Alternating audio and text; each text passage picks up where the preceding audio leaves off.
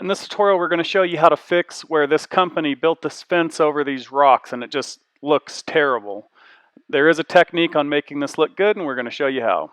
So we've pulled that post, and then we're going to be putting in a much longer post. That hole was drilled about 4 foot deep. And then we're just going to drive it down into place. You can see the guy in the back, he's actually sighting the post. Now that it's been set for a couple days, we have to go through and then cut out all the holes with a hand router to hold the rails. So this piece right here, you can see where we've put in the bottom rail and had to create that angled section. Now we're just going to put the pickets in.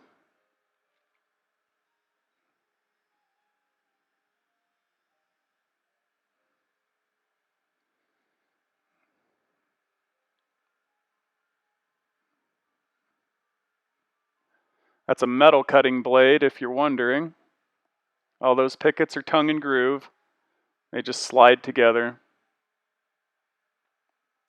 After your pickets are in, just put the top rails in.